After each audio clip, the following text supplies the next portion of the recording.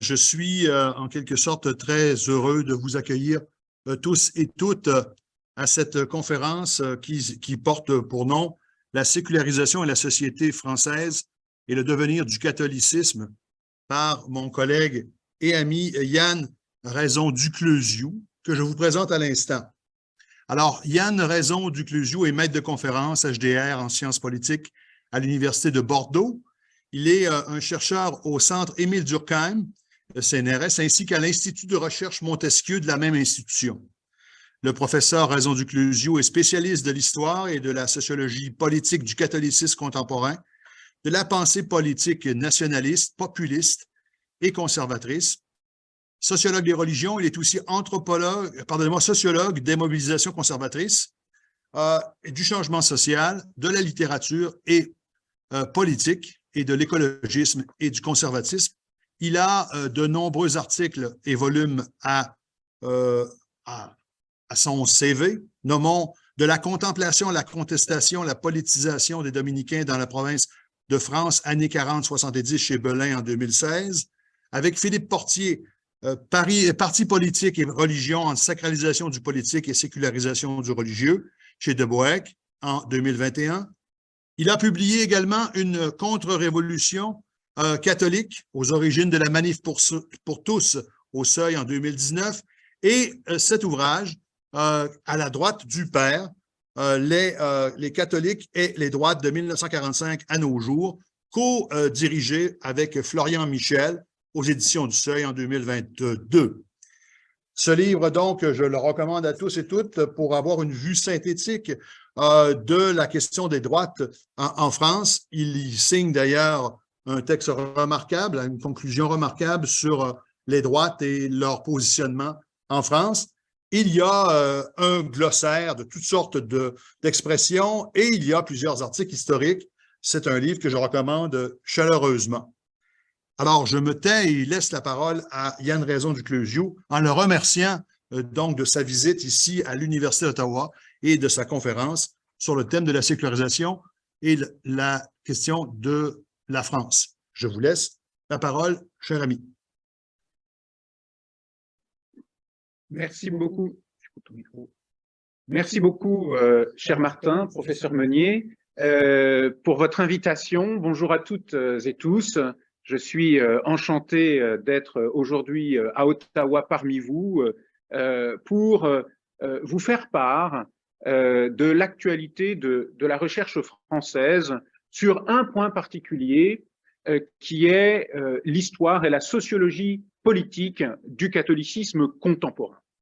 Et la réflexion que je souhaite vous proposer, c'est une réflexion sur à la fois l'histoire politique française, sur le rapport des catholiques à la vie politique et la manière dont cette histoire politique peut contribuer à la réflexion sur le processus de sécularisation qui traverse la société française.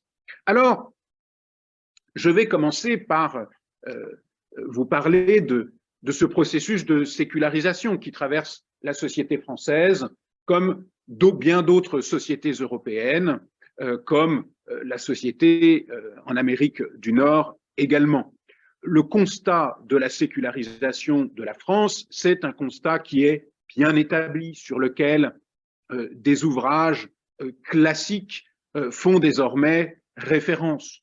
Si je ne devais en retenir que trois, eh bien, je serais tenté de retenir tout d'abord l'ouvrage d'Henri Mandras, La Seconde Révolution française, avec une chronologie 1965-1984, ouvrage paru en 1990 et dans lequel Henri Mandras met le déclin du catholicisme parmi bien d'autres évolutions et en fait un des facteurs d'une profonde révolution, c'est sa thèse, de la société française.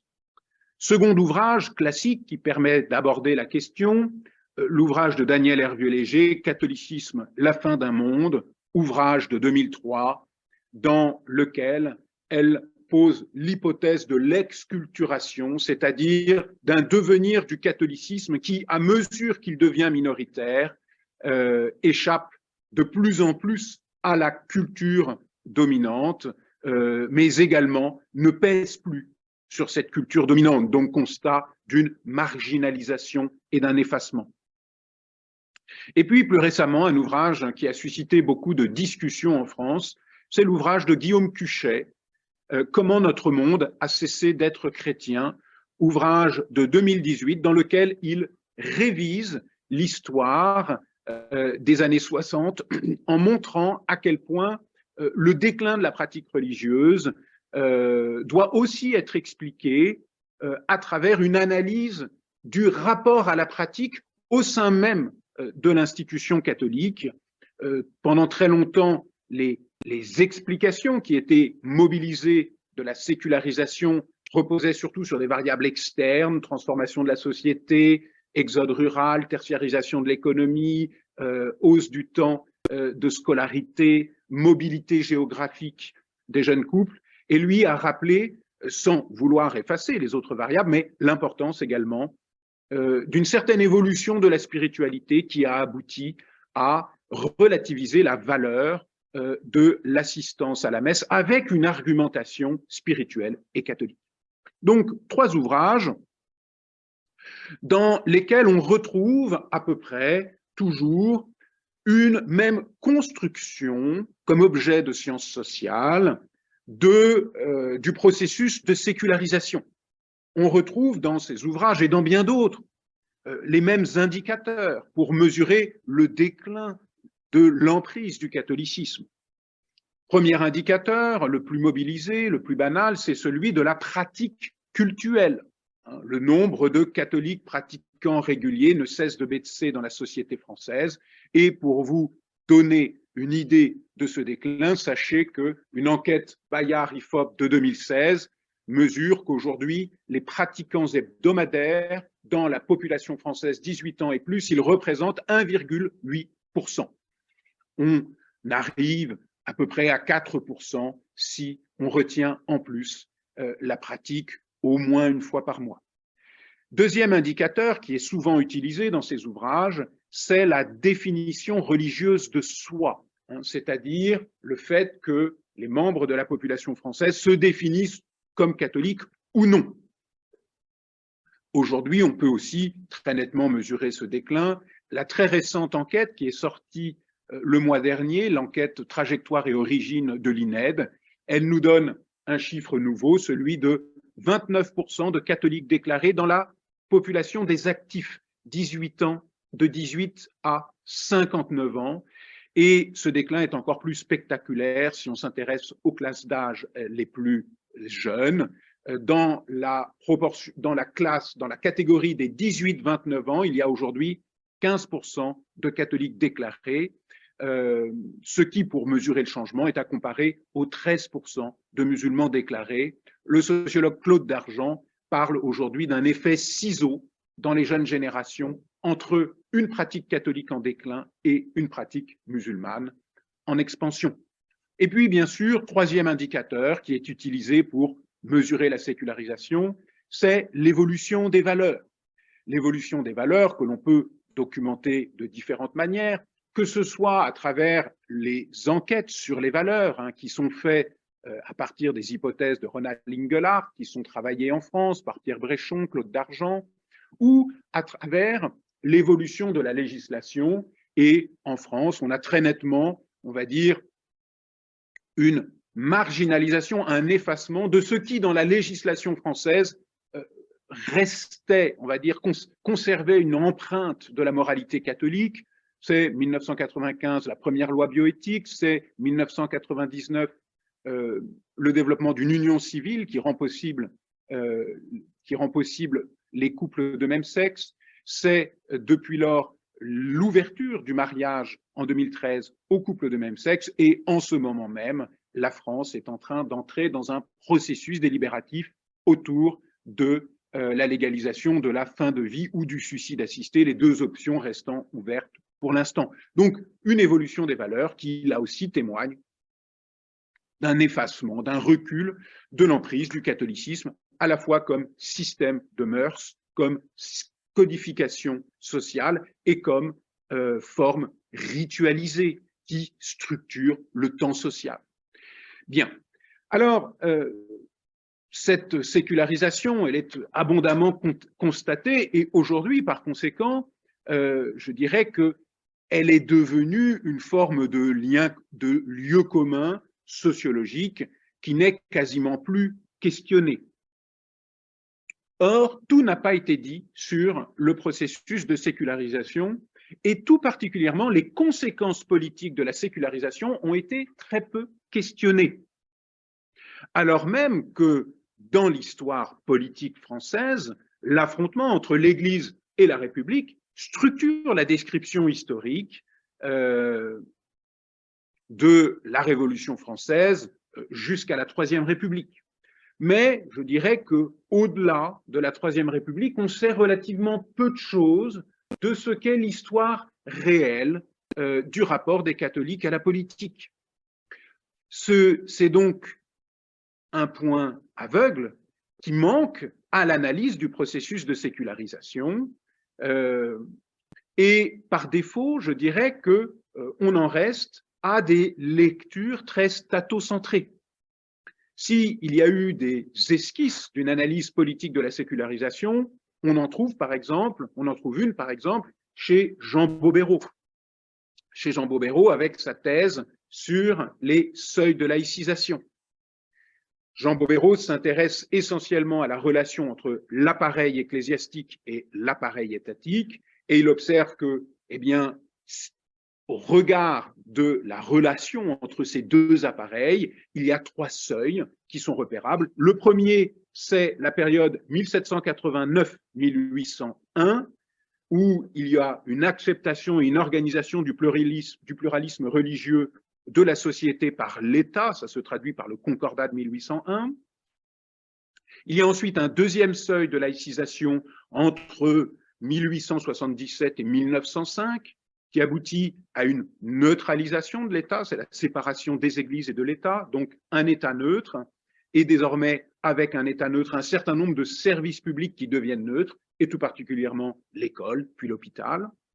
Et puis, troisième seuil de laïcisation, toujours selon Jean Bobéro, la période entre 1968 et 1975, approximativement, où on a cette fois-ci une neutralisation des mœurs au nom de l'accomplissement individuel. Donc, on aurait trois seuils de laïcisation et au regard de cette analyse de Jean Bobéro, on aurait donc finalement un décrochage politique du catholicisme relativement linéaire avec des seuils d'accélération.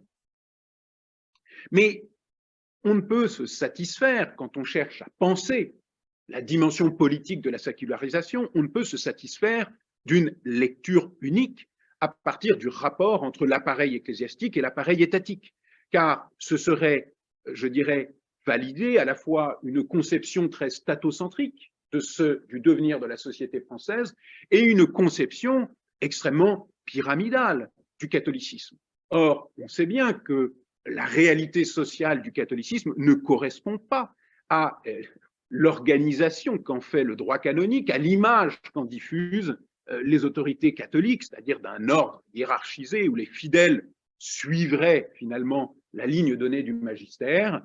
Nous savons bien, en sciences sociales des religions, en sciences sociales du catholicisme, qu'il y a une autonomie relative, même importante, de la base. Par conséquent, comment cette base catholique, dans son rapport à la vie politique, quelle est son histoire, quelle est son expérience de la sécularisation, quel est le récit, la chronologie, quels sont les processus à travers lesquels cette sécularisation se pose pour ces catholiques de base au cours de la période récente. C'est la question à laquelle je vais essayer de répondre. Et je tiens à dire que c'est une question à laquelle peu de personnes ont réfléchi en France jusqu'à présent. Bien sûr, cette question, quand on la pose, elle nécessite de s'intéresser principalement à l'histoire des droites. Parce que dans la société française, les catholiques pratiquants sont historiquement des électeurs, des soutiens de la droite. Et ce soutien s'exprime sous la 4e et la 5e République d'une manière stable à chaque élection présidentielle, puisque les catholiques pratiquants réguliers votent toujours pour la droite de gouvernement à hauteur environ de 70 voire 75%. Donc, on a bien là un ancrage à droite massif, mais pourtant, comme je vous le disais, qui a été peu questionné, et y compris par les historiens des droites les plus sensibles à la dimension religieuse. Et je pense bien sûr à René Raymond, dont l'histoire des droites a longtemps fait référence. Or, René Raymond n'a pas traité le sujet, puisque dans son Histoire de la droite, première édition 1954, qui deviendra ensuite l'Histoire des droites, René Raymond n'accorde à la dimension religieuse qu'une annexe très brève, dans laquelle il dit faire une esquisse en profil perdu. Alors cette formule de profil perdu, elle renvoie à la technique artistique, hein, c'est la manière dont on représente une figure qui est tournée de 3/4 vers l'arrière. C'est donc la manière dont on peint une figure qui s'efface, qui s'en va.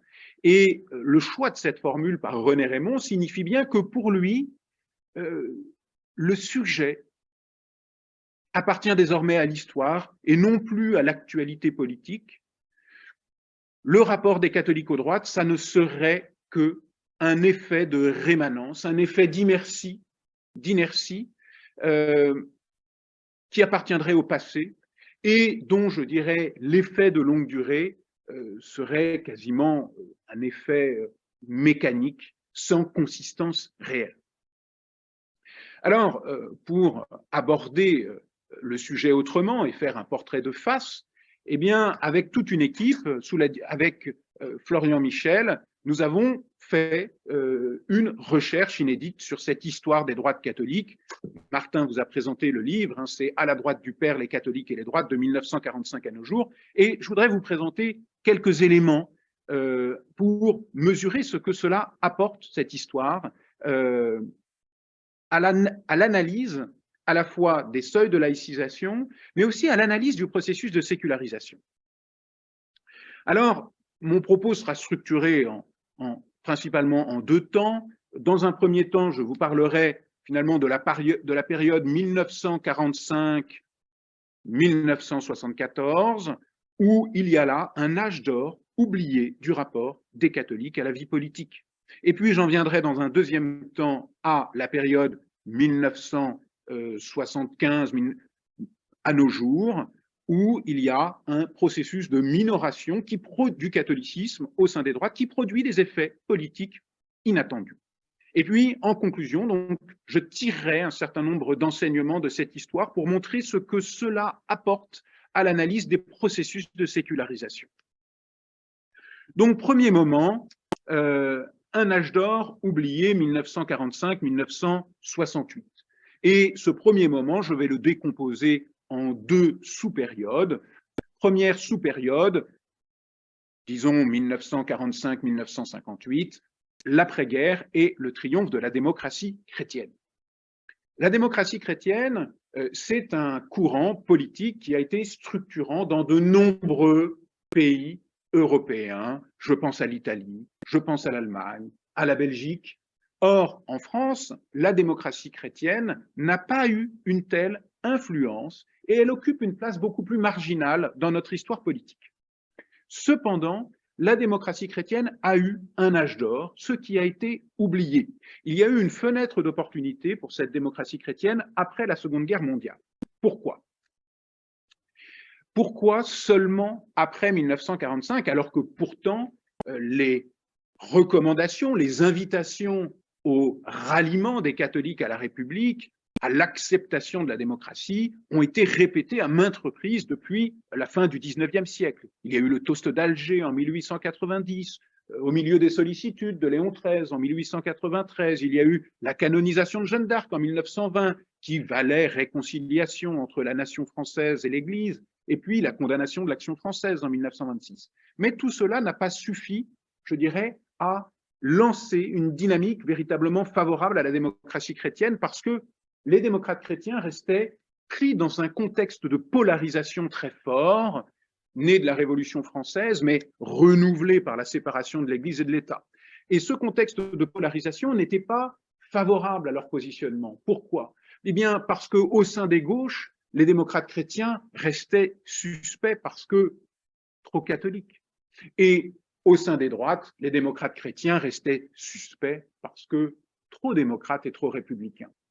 Ce double front les contraignait à l'effacement et à la marginalité. Or, cela change à la fin de la Seconde Guerre mondiale. Pourquoi? Parce que, tout d'abord, les démocrates chrétiens ont acquis une grande familiarité et une autorité, une reconnaissance, une légitimité auprès des gauches dans la résistance. Jean Moulin, grande figure de la résistance de gauche, eh bien, a pour successeur Georges Bidault, grande figure de la démocratie chrétienne. Donc cela ouvre des possibles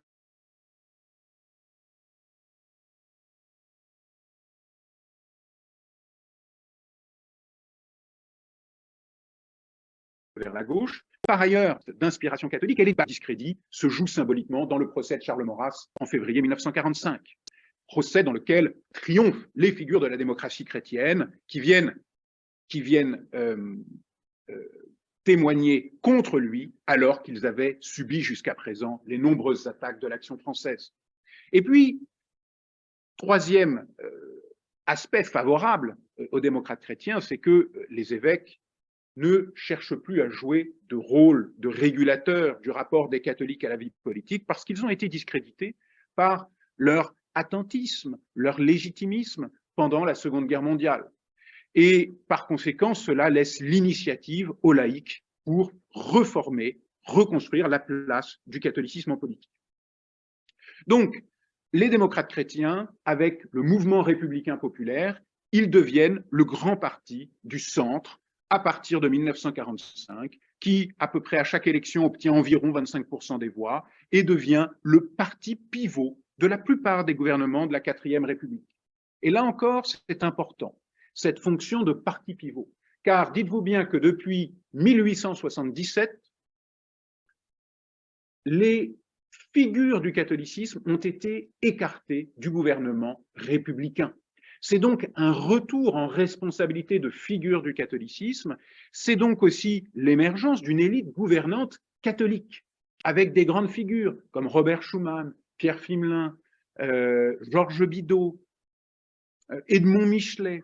Donc on a une classe gouvernante qui se constitue et qui est en mesure aussi de développer une politique d'inspiration chrétienne au nom même de la légitimité républicaine. Et ça, on en voit l'empreinte dans la politique de pacification de la France, de sortie de l'épuration après 1945. On en voit l'empreinte également dans la construction européenne, poussée et accompagnée par les démocrates chrétiens, dans la réconciliation franco-allemande, mais aussi dans le développement de l'État-providence. Dernier point important dans cette sous-période, c'est que ces catholiques arrivant au sommet de l'État, au sommet de la République, eh bien, ils vont contribuer à apporter à l'État une mémoire, une culture de la longue durée étatique dont les catholiques étaient porteurs dans la société française et qui, jusqu'à présent, avait été marginalisée, je dirais, dans la culture républicaine. L'arrivée des catholiques à des fonctions de gouvernement a donc pour conséquence un infléchissement de la culture républicaine qui sort d'une logique d'opposition à l'Église. Et sous la 4e République, cela se traduit en 1951 par la loi Barranger qui autorise l'État à donner une subvention aux chefs de famille dont les enfants vont dans l'école privée catholique. C'est une sortie spectaculaire de la guerre des deux France, dont la question scolaire a été un ressort fondamental. Et symboliquement encore plus transgressif, en 1957, en mai 1957, le président René Coty, dernier président de la 4e République, il va en voyage officiel à Rome et au Vatican pour rencontrer le pape Pie XII. Et il s'y présente revêtu du collier de chevalier de l'ordre du Christ, puis il va recevoir le titre de chanoine honoraire du Latran, titre qui appartenait anciennement au roi de France, à la basilique du Latran, ce qui, d'un président de la République, est une transgression symbolique absolument considérable. Commence ensuite, je dirais, le deuxième âge d'or, la poursuite de cette période favorable aux catholiques en politique, deuxième sous-période, 1958-1974. En 1958, une nouvelle république commence. Le général de Gaulle est appelé au pouvoir en raison de la guerre d'Algérie. Je ne rentre pas dans les détails. Et on a le fondement, la fondation plutôt, d'une nouvelle république qui, historiquement, pour la première fois, est une république fondée par les droites.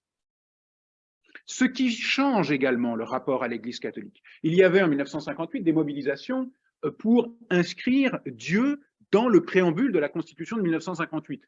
Elles n'ont pas abouti, ça ne vous a pas échappé, mais dans l'article 1 qui dispose que l'État est laïque, il y a immédiatement une formule qui vient infléchir la formule et l'adoucir, l'enrober d'un peu de sucre.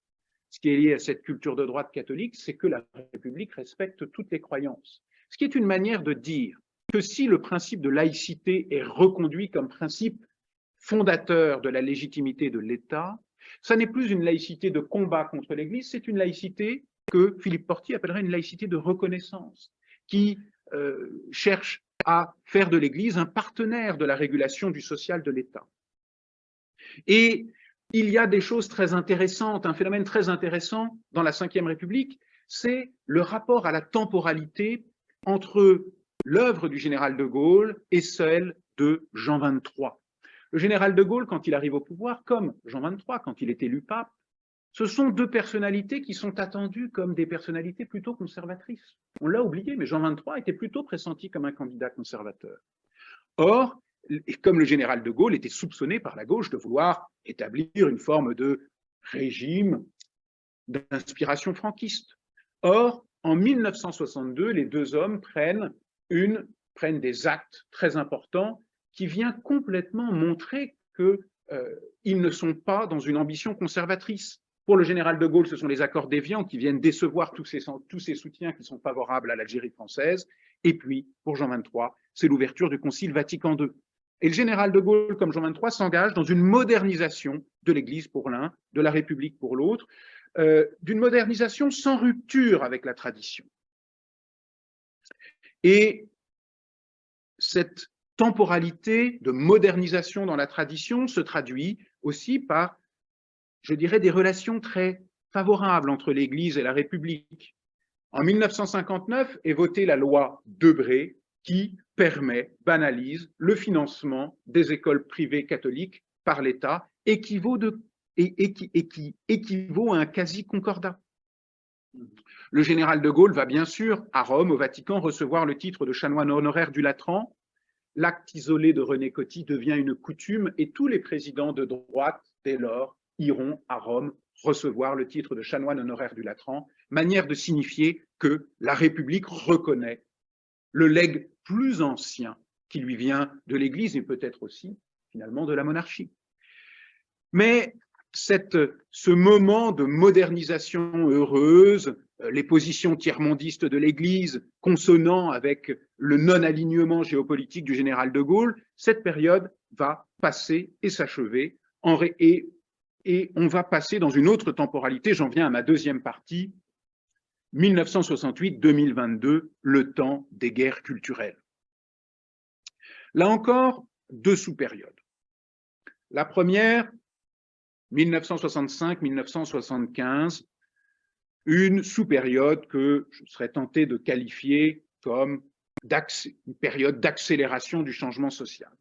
Alors, dans la chronologie, je refuse d'aller directement à mai 68, ce serait un peu facile. Il me semble plus intéressant de partir de l'année 1965 pour montrer comment les choses se grippent dans l'ambition modernisatrice de droite et catholique avant 68.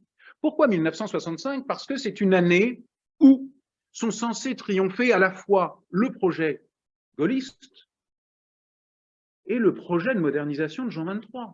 C'est la fin du Concile Vatican II et c'est la première élection du président de la République au suffrage universel direct. Donc, deux moments de couronnement, de triomphe, qui ne donnent pas les résultats attendus, puisque, pour ce qui concerne l'Église catholique, le chanoine Boulard, qui est en France le sociologue officiel de l'Église de France, qui comptabilise toutes les pratiques, qu'observe-t-il? Eh bien, que dans le déclin du rapport à la pratique religieuse des jeunes, il y a, à partir de 1965, une rupture de pente, comme dirait mon collègue Guillaume Cuchet, une accélération du déclin, ce qui n'était pas l'effet attendu de la modernisation portée par le Concile Vatican II. Déclin de la pratique qui s'accélère en 65. Et puis, 1965, c'était censé être le moment de triomphe démocratique, d'onction populaire du général de Gaulle. Or, il n'est pas élu dès le premier tour, il est en ballottage. Et François Mitterrand fait un score qui est inattendu. Donc, on voit là à quel point ces deux projets de modernisation, finalement, butent sur une société qui évolue à un rythme encore plus rapide. Et cela, c'est manifeste en mai-juin 1968. Je ne m'étends pas sur le détail, révolte à la fois étudiante, mais on oublie aussi que c'est un des plus importants mouvements ouvriers, social, une des plus grandes grèves de la seconde moitié du XXe siècle. Et le résultat de ce moment où finalement tout projet porté par une institution est disqualifié comme une forme d'aliénation autoritaire pesant sur le désir d'émancipation individuelle. Eh bien, le gaullisme, comme l'Église catholique conciliaire, deviennent des nouvelles formes de conservatisme parce que leurs projets de modernisation ne vont pas assez loin, ne vont pas assez vite. Même le Parti communiste apparaît comme un conservatisme après 68, dépassé qu'il est par les gauchismes d'inspiration maoïste ou trotskiste. Et à partir de 68, il se joue donc un important moment de recherche de la légitimité nécessaire pour repositionner à la fois les droites et l'Église dans la société, dans cette société en changement. Cette recherche d'une légitimité nouvelle, elle va se faire au sein de l'Église catholique par une légitimation de l'engagement à gauche, voire dans l'extrême gauche. À la Pentecôte 68, Monseigneur Marty, l'archevêque de Paris, a une prédication qui scandalise toute une partie de la bonne société. Il dit « Dieu n'est pas conservateur ». Et toute une partie du jeune clergé s'engage en faveur des luttes gauchistes. Il y a des enquêtes de René Raymond et de Christelle Perfit en 1974 qui montrent que environ 75% des prêtres de moins de 40 ans sont politiquement orientés vers la gauche dans cette période-là, alors que dans les prêtres de plus de 40 ans, l'option pour la gauche ne représente que 7%. C'est dire la rupture générationnelle qui se joue à cette période. Et donc, toute une partie du clergé cherche à renouveler l'accord entre l'Église et la modernité par une radicalisation politique. Les évêques suivent. On a par exemple l'engagement de Monseigneur Jean Ménard, l'évêque de Rodez, qui soutient la grève et la mobilisation contre l'extension du camp du Larzac, qui va participer à la grève de la faim de Lanza del Vasto. On a des évêques qui appellent à voter pour la gauche en 1974, qui critiquent la stratégie de dissuasion française reposant sur l'arme nucléaire, un archevêque de Paris qui refuse de porter plainte contre l'occupation du Sacré-Cœur de Montmartre qui a eu lieu. Bref, un catholicisme qui, pour renouveler sa légitimité, je dirais, se sécularise en interne à travers un positionnement à gauche. Et parallèlement, les droites, elles aussi, cherchent à renouveler leur légitimité en embrassant les aspirations de la société nouvelle. Et les droites aussi vont se séculariser en marginalisant ce qui, dans leur culture, est relatif à l'héritage historique du catholicisme. Et celui qui porte ce changement, c'est Valéry Giscard d'Estaing, qui, en 1974, prend le pas sur les héritiers du gaullisme et refonde les droites sur le libéralisme et l'accompagnement du changement social. Élu en 1974, ses premières grandes lois sont l'abaissement de la majorité à 18 ans, les jeunes, pour montrer que la jeunesse est porteuse de renouveau, et c'est la loi Veil, c'est-à-dire la légalisation de l'avortement, portée par un gouvernement de droite, mais qui n'a été votée que grâce aux voix de gauche. Le catholicisme de droite se trouve donc, après 1974, dans un non-lieu, dans une sorte d'errance, puisqu'il a à la fois perdu le soutien de l'appareil ecclésial, ou d'une partie, et il a également perdu le soutien des partis de droite. Et cela se traduit de deux manières. Tout d'abord, par une reconfessionnalisation de l'extrême droite. Et il y a une candidature en 1974, emblématique de ça, c'est Jean Royer, qui se présente comme le candidat de la lutte contre la pornographie. Donc vous voyez, on a une accélération du changement social et donc tout à coup, eh bien, la culture religieuse, elle est décentrée, elle n'est plus liée à la droite de gouvernement, elle devient un marqueur d'identification d'une droite plus à droite que la droite de gouvernement.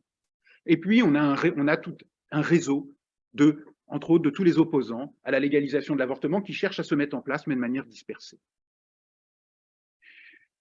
Deuxième sous-période,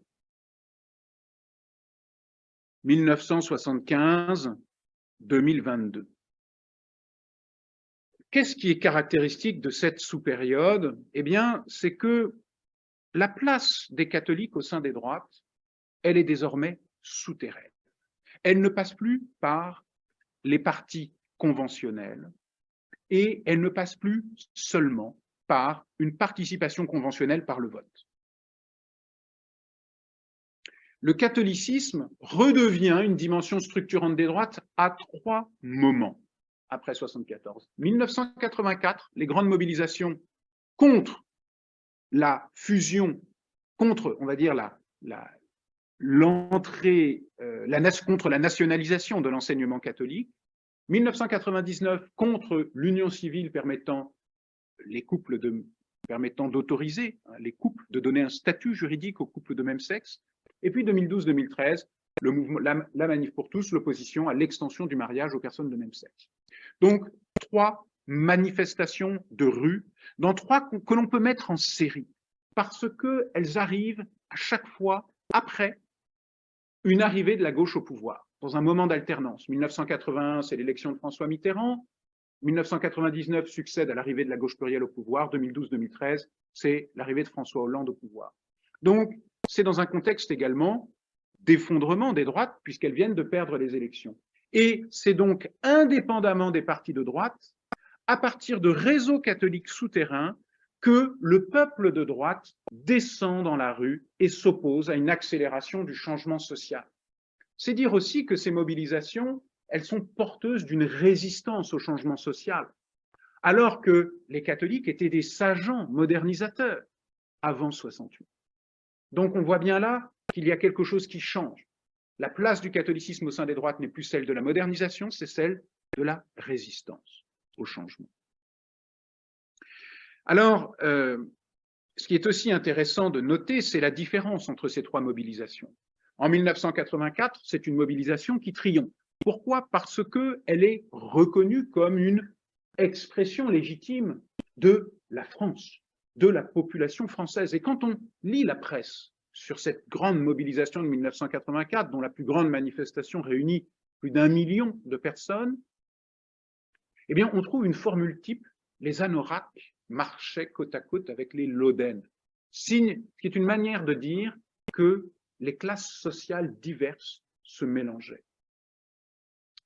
Et donc, cette mobilisation parvient à faire chuter un gouvernement, à faire reculer le projet de loi de nationalisation de l'enseignement catholique, parce qu'elle parvient à acquérir l'autorité de manifestation du peuple français dans ses différentes sensibilités. 1999, ce n'est plus du tout le cas. La mobilisation qui est organisée tente de profiter de l'effet de jeune que les JMJ de Paris ont donné à l'Église catholique. Et les cortèges prennent donc un look jeuniste et essayent de détourner les codes du hip-hop pour donner un look branché à la mobilisation. Mais cette tentative ne parvient pas à ses fins, puisque la presse observe que c'est la France des lodennes qui défile, une France bourgeoise, conservatrice, des quartiers ouest de la banlieue parisienne. Ça n'est plus la France, c'est un groupe particulier de Français qui viennent défendre non plus l'intérêt de la France, mais leur intérêt particulier. cette mobilisation objective l'état de minoration du catholicisme dans la société française. Et je pourrais y revenir, c'est un moment charnière, la fin du XXe siècle et le début du XXIe siècle, dans la prise de conscience du devenir minoritaire des catholiques. Et puis 2012-2013, eh bien, je dirais, c'est l'AMUS parachève, puisque c'est une mobilisation qui reprend les codes de la Gay Pride, signe que les catholiques, pour porter un message au-delà d'eux-mêmes et se rendre audibles, ils doivent prendre des codes de minorité et de minorité légitime. J'en viens maintenant à quelques éléments. Oui, et juste un dernier élément sur cette sous-période toute récente, c'est que si les catholiques sont capables, au sein des droites, de mobiliser de très importants mouvements sociaux, ils échouent à restructurer les droites à partir de ces mobilisations. Après la Manif pour tous, il y a eu plusieurs partis politiques qui sont créés et qui cherchent à permettre que les catholiques se ressaisissent de partis de droite qui trop souvent leur échappent et mènent un agenda qui n'a plus rien à voir avec les intérêts des catholiques. Cette entreprise, elle va se cristalliser entre autres dans la candidature de François Fillon en 2017. Mais cette candidature échoue. Tous ceux qui viennent porter une reconfessionnalisation des droites se trouvent marginalisés. Et on voit donc que si ces mobilisations sont très importantes, que les catholiques savent structurer, et ce sont les seuls à savoir le faire, un univers contestataire de droite, ils ne parviennent pas durablement à en tirer des effets politiques. Et tous ceux qui cherchent à le faire finissent par être politiquement marginalisés, c'est-à-dire à glisser du centre tendanciellement vers la droite de la droite, voire l'extrême droite. Et l'élection de 2022, à mon sens, est caractéristique. Elle montre que, pour la première fois sous la Ve République, le vote pour la droite de gouvernement n'est pas majoritaire au sein des catholiques pratiquants réguliers. Pour la première fois, le vote contestataire de droite domine le vote pour le centre. On a 40% des voix des pratiquants réguliers qui s'expriment en faveur de courants plus ou moins radicaux, entre Marine Le Pen, Éric Zemmour, ou l'agrarien Jean Lassalle, ou le souverainiste Nicolas Dupont-Aignan. Et le centre droit, Emmanuel Macron, par exemple, n'obtient que 25% des voix, ou Valérie Pécresse, 8% des voix, ce qui, si on additionne les deux, sachant qu'Emmanuel Macron bénéficie en plus de voix venues de la gauche, ne parvient absolument pas au niveau qu'obtenait encore François Fillon, malgré les scandales qui ont eu lieu en 2017, puisqu'il obtenait encore 55% des voix des catholiques pratiquants réguliers. Donc, on voit à quel point, progressivement, en se muant, le vote catholique de droite devient un facteur de déstabilisation des droites. Alors, j'en viens à ma conclusion. Quels apports le détour par l'histoire politique du catholicisme apporte-t-il à l'analyse de la sécularisation? Tout d'abord, il me semble important de souligner que cette histoire n'est pas linéaire et qu'elle complexifie nettement la lecture des seuils de laïcisation proposés par Jean Bobéro, cette lecture qui efface cet âge d'or de la démocratie chrétienne qui a eu lieu entre l'après-guerre et 1968. Il est important de souligner l'importance de cet âge d'or, car cela montre bien que la place du catholicisme en politique n'a pas régressé sans cesse depuis la Révolution française, et que, bien au contraire, il y a eu des moments qui ont été favorables à une hybridation entre culture républicaine et culture catholique, bref, à un dépassement de la guerre des deux France. Je veux aussi montrer que cette influence politique, c'est que, alors que le processus de sécularisation dans ses descriptions dominantes insiste sur l'effacement qui résulte du déclin de la pratique de la messe, eh bien, le détour par l'histoire politique montre que le déclin de la place des catholiques dans la société française ne se traduit pas par un déclin de leur place dans la vie politique, et même bien au contraire. Le basculement dans une conscience minoritaire favorise une très forte repolitisation des catholiques. Il n'a jamais été autant question de la place des catholiques au sein des droites que ces dernières années, entre autres depuis la Manif pour tous. Ce qui montre bien que finalement, quand le catholicisme était majoritaire, il produisait moins d'effets politiques, paradoxalement, il avait moins de visibilité en tant que tel que lorsqu'il devient minoritaire. Autre élément intéressant à noter, c'est que tendanciellement dans les récits de la sécularisation, et je pense tout particulièrement aux analyses de Daniel Hervieux-Léger, il y avait l'hypothèse que le renouveau et le frein au déclin ne pourraient venir que des groupes porteurs d'une recomposition du catholicisme autour des valeurs les plus modernes. Or, ce que montre l'histoire des droites, c'est tout autre chose. C'est qu'à mesure que le catholicisme décline, il se recompose sur ceux qui restent. Et ceux qui restent, ce sont ceux qui maintiennent la valeur de l'obligation, la valeur religieuse de l'obligation d'assistance à la messe.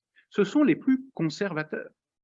Donc, le catholicisme déclinant, eh bien, il s'engage un effet de désécularisation interne. Parce que ceux qui sont les plus conservateurs en son sein, c'est-à-dire qui se sont fait les conservatoires d'un rapport au sacrement, au péché, eh bien, sans être en expansion, ils gagnent en influence parce qu'ils sont dans un catholicisme qui se réduit. Enfin, dernier élément, ce qui me semble très intéressant quand on travaille sur cette période que j'ai ouverte avec la Seconde Guerre mondiale et que je clôt avec la dernière élection présidentielle, c'est qu'on a un récit qui est finalement relativement contre-intuitif, qui commence par le triomphe de la démocratie chrétienne et qui s'achève par une tendance droitière. Alors même qu'on aurait pu penser que les valeurs de la modernité continuant de se diffuser dans la société française, eh bien, c'étaient les groupes les plus ajustés à ces valeurs qui triompheraient en politique et au sein du catholicisme. Or, pourquoi ne retrouve-t-on pas la démocratie, les démocrates chrétiens en fin de parcours? Parce que, tendanciellement, les recompositions internes aux droites, les recompositions des catholiques à la vie politique sont déterminées, me semble-t-il, par le rapport au temps, par le rapport au changement social. Or, qu'observe-t-on? C'est que, je pourrais le documenter, il y a un certain nombre de trajectoires qui, au fur et à mesure de leur rapport à la vie politique, glissent d'une position centriste à une position plus conservatrice, voire à une position réactionnaire. En gros, cela se comprend par le rapport au temps. Il me semble qu'il y a 3 rapports au temps qui sont déterminants dans les cultes, qui sont déterminants à comprendre pour penser le rapport des catholiques aux droites. 3 rapports au temps que l'on peut penser comme des régimes d'historicité. Je reprends là le concept de François Hartog. Par régime d'historicité, il veut dire la manière dont sont organisées et hiérarchisées les 3 temporalités de référence que sont le passé, le présent et l'avenir. L'avenir est-il supérieur au présent et au passé? Est-il là le temps de référence ou est-ce le passé qui doit déterminer la valeur du présent et de l'avenir? Voilà, ce sont là des régimes d'historicité. Je prends des exemples qui vont tout de suite vous permettre de vous rendre ce concept plus digeste. Premier régime d'historicité que l'on trouve au sein des droites catholiques, ce que j'appelle le concordisme. Le concordisme, c'est une confiance dans l'avenir, une foi dans les promesses dont l'avenir est porteur pour la société et pour le christianisme. Et cette foi dans l'avenir, eh bien, elle permet de justifier des négociations, des compromis avec des valeurs nouvelles, l'avenir déterminant la position que l'on doit avoir au présent et le regard que l'on a sur le passé. Il ne faut maintenir du passé que ce qui est favorable à, finalement, à se maintenir une place dans l'avenir. Donc, position qui, très centriste, très propre aux démocrates chrétiens. Second régime d'historicité, le conservatisme. Le conservatisme, c'est l'idée que l'avenir ne sera pas nécessairement meilleur. L'avenir peut être bon, peut être meilleur, mais à la condition que, au temps présent, soit maintenue le meilleur du legs des siècles passés. Et le conservatisme est donc un rapport au temps qui a une très grande plasticité, puisqu'il peut se décliner en autant de variantes qu'il y a de définitions de ce qui, dans le passé, est essentiel à maintenir. Troisième position, la position réactionnaire. La position réactionnaire, c'est l'idée que l'avenir sera nécessairement décadent, sera nécessairement un empirement des tendances décadentes qui sont déjà observables dans le temps présent. Et donc, la seule possibilité de restaurer la possibilité d'un avenir meilleur, c'est de défaire un mauvais choix passé. Il faut revenir, déconstruire un mauvais choix passé pour restaurer la possibilité d'un avenir. Bien, 3 régimes d'historicité. Or, qu'observe-t-on? Si on suit un certain nombre de trajectoires, eh bien, on voit qu'à chaque changement social nouveau, eh bien, la position concordiste est fragilisée. Et que ceux qui avaient accepté le changement social antérieur se disent, face à un nouveau changement social, se disent que cette fois-ci, la coupe est pleine, c'est le changement de trop, et ils glissent vers une position conservatrice. Et ceux qui étaient conservateurs, eh bien, et qui pensaient qu'il y a encore un avenir possible, à chaque accélération du changement social supplémentaire, eh bien, de leur sein se recrutent de nouveaux réactionnaires qui considèrent que le changement présent est un changement qui altère définitivement la possibilité d'un avenir. Et donc, que voit-on? Eh bien, tendanciellement, à chaque fois que s'accélère le changement social, la position centriste s'invisibilise un peu plus, la position conservatrice se renouvelle, ainsi que la position réactionnaire. Donc, d'une manière totalement contre-intuitive, l'accélération du changement social au sein des droites vient sans cesse renouveler les conservatismes et vient sans cesse contribuer à l'effacement des groupes les plus centristes. Je crois qu'il va falloir bientôt que je conclue pour qu'on puisse discuter de ces hypothèses et de ces conclusions.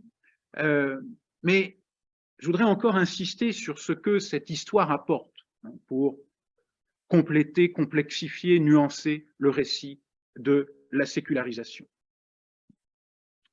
Ce qui est aussi intéressant, c'est le rapport qui existe entre les formes politiques et d'autres formes sociales comme la littérature.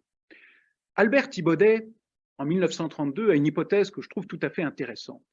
Il écrit que la vie politique française est prise dans une tendance sinistrogire, c'est-à-dire que les nouvelles idées politiques, les nouveaux agendas sont portés par les mouvements de gauche. Il l'observe à l'égard de la nation, à l'égard du libéralisme, et progressivement, les nouvelles idées portées par les gauches étant acceptées par les droites, eh bien la frontière entre les droites et les gauches se déplace vers la gauche. Et ceux qui refusent le changement, ils se voient marginalisés du champ politique et ils se trouvent basculés sur un autre plan, le combat culturel et le combat intellectuel.